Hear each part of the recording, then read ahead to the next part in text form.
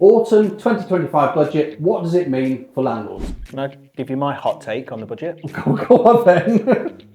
I wish you would. Rents are going up.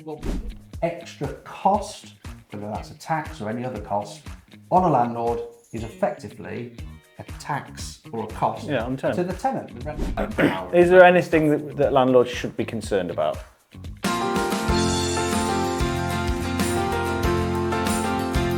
I'm Jess. I'm Adam. We are for the landlords.com. We help landlords get more money, less hassle, their time back. If you're a landlord, you want to start, scale, or optimize, this channel is for you. Consider subscribing. Today, we're going to talk about the budget. So it's the autumn 2025 budget.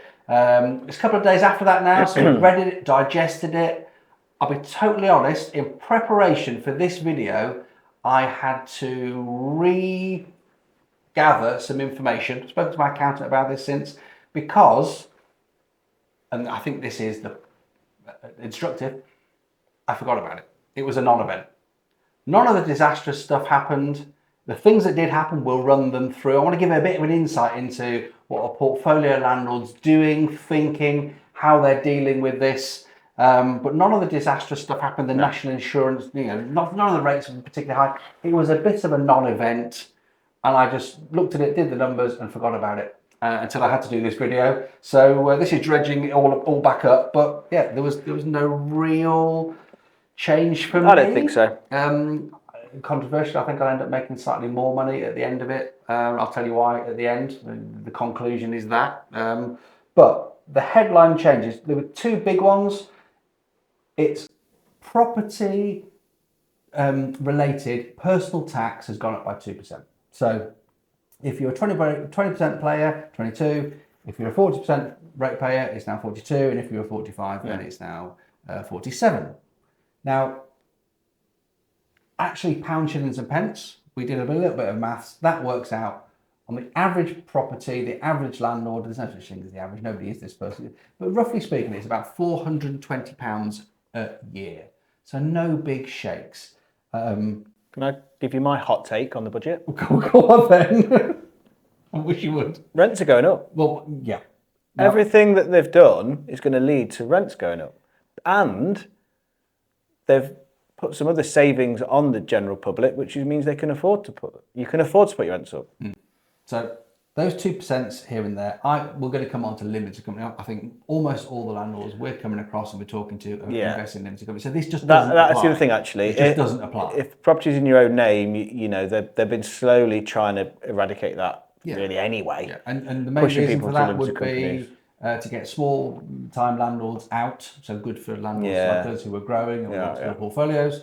And also, I think, totally, if you read the HMRC website, is why wouldn't it be a plan? In the budget, there was an announcement that there's, they call it measures to get income tax and tax that isn't being got by people getting around it, fraud. And I think there was about £500 million worth. And that the measures that are pushing small time one owner landlords to be incorporated means that when you're incorporated, you're on the radar, you've got to put tax returns in, you pay your tax. There are a lot of small landlords not paying their tax, not declaring the income, and that stops that. So look, that £420 extra for your average landlord per year, any extra cost, whether that's a tax or any other cost, on a landlord is effectively a tax or a cost to the tenant. The rent has to go up. This is, it's not because you're a big bad greedy landlord. It's because, if you were making widgets and the price of a widget went up, the price of the widget at the factory gate goes up, the price of the widget in the shop goes up. It's as simple as that. So there's more costs, so it goes up. Someone said to me yesterday, the budget, bad for landlords, isn't it? I bet you're annoyed. Like, actually, if it puts off landlords, if this puts off people wanting to get involved in property, it means there's more opportunities for people like us who just keep going, head down. And I'm not saying ignore everything, but don't let it get you down too much. It's not that bad. You wouldn't want to. So you don't want to.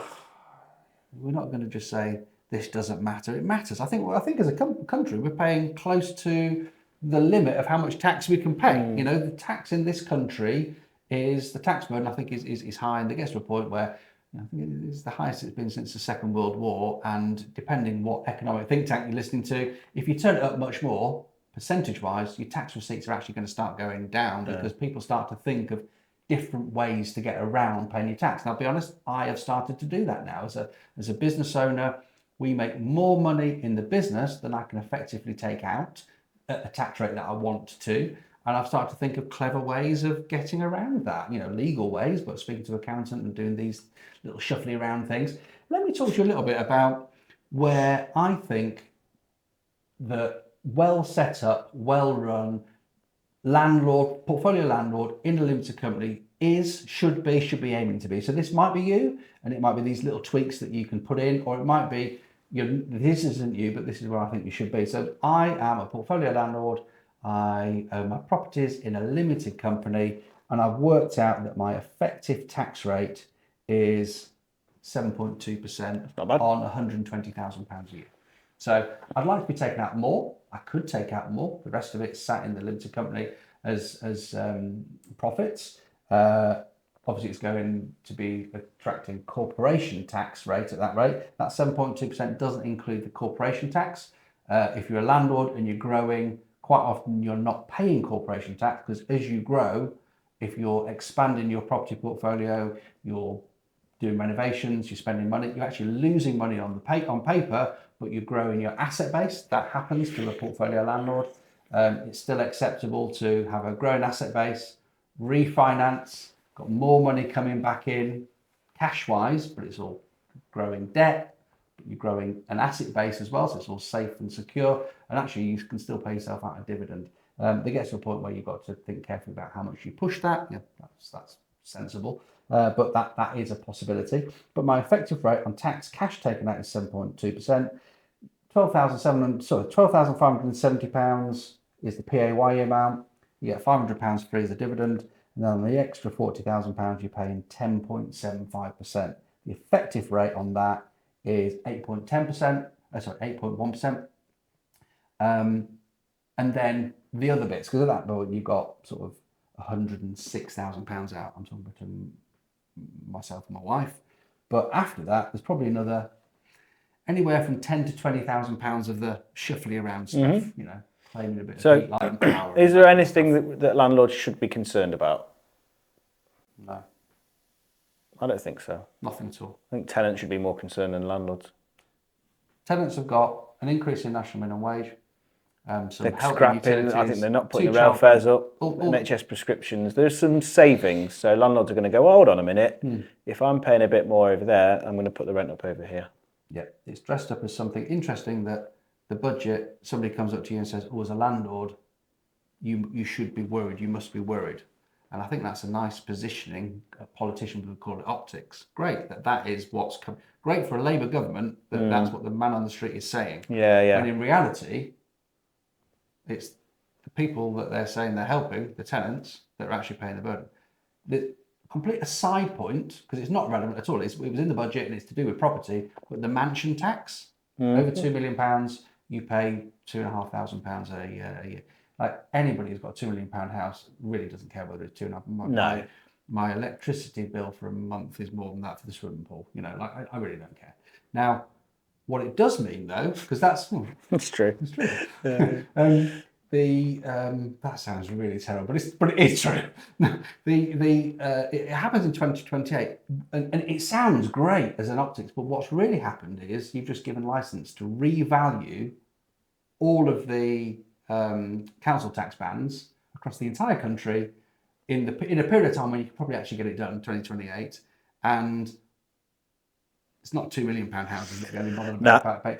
Everybody's council tax is about to go up. It doesn't already anyway. Yeah, because you've just found out that your house is worth more. And that's all. Every time a house gets sold and it goes on land registry, that's the only time when the valuation gets updated. So now they're going to update every valuation. Everybody's going to be paying council tax, including the people that Labour are saying they're trying to help, and they've dressed the whole thing up as a mansion tax. Mansion tax. It's revaluation of everybody's tax. Okay, thanks for watching. Hope that was useful for you. If you enjoyed it, like, subscribe, ring the bell so you're notified. There's also a link in the description take you to a page, we run a regular landlord webinar. If you're a landlord or you want to be, you want to start, scale or optimize, it's for you. Jump on board, join the community, start the conversation. See you next time. Cheers.